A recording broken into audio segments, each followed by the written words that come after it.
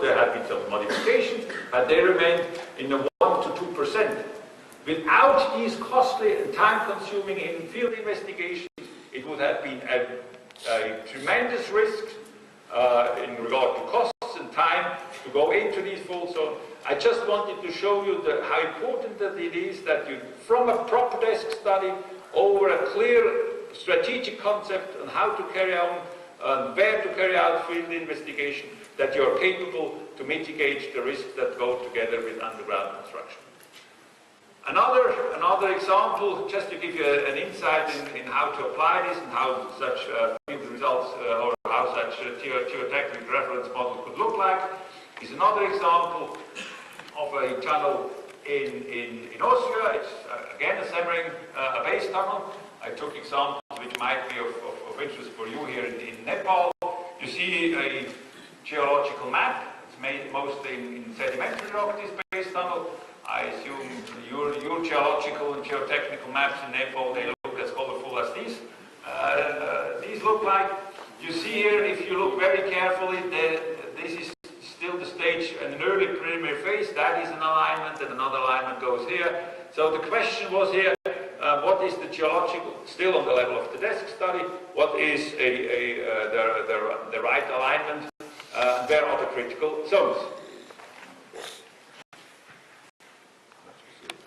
Okay, one feature out of various, but one feature that has been as one of the most critical ones, and therefore on that specific project the main focus was dedicated to that issue, was the formations with an increased water pressure due to karstic phenomena, things like that. And what you see here in blue is actually the expected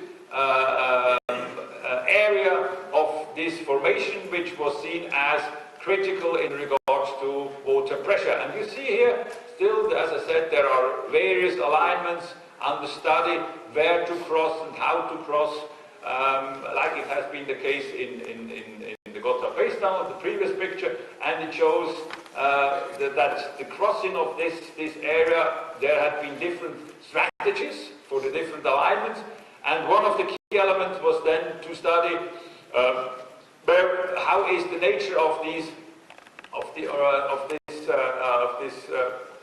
formation, which has been seen as one of the most critical for the project. This is just a geotechnical sketch, giving a little bit more information. What is, and I show this is just to give you an insight how this looks like nowadays. What is the geological reference model, the 3D digital detailed model? This is an example of what has been shown in the previous model. This is, let's say, the standard. You have it in 2D on paper, for instance.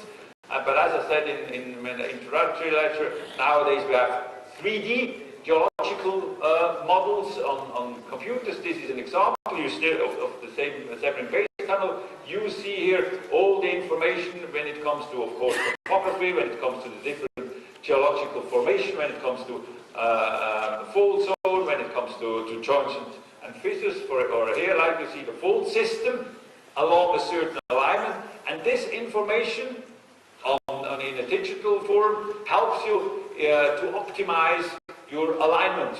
Maybe not in such a simple way as I showed in the Gotthard base tunnel, but still it helps you to define the alignment in order to minimize the risks which might go along with fault zones, which might go along with critical geological formations. Nevertheless, let me briefly jump over to this. Nevertheless, the alignment that was chosen showed also in this case that there is an area, you see here again this blue formation, where it was not clear how large this blue formation, this water saturated, this formation with high water pressure, how long it would be in that area. So it was a question of alignment, of the horizontal, vertical alignment. It was a question of excuse me. It was a question of how to even build that area, what is to be expected, and also in this case, a pilot tunnel was driven. And you see here what was the result, because the pilot pilot tunnel gives you a one-to-one information, tangible information, not only the drill result, but you can inspect the tunnel in a large diameter, and you see what's that was the prediction, the geological prediction, and actually that was the result of the pilot tunnel, showing that the situation is much more complex, and explicitly this area, which was previously seen as not blue in this specific case, as not water-bearing zone, turned out to be of the same nature like the rest of the pilot tunnel or the future tunnel, also lying in this area or in this formation, which is critical in regards to water pressure in this specific case. I showed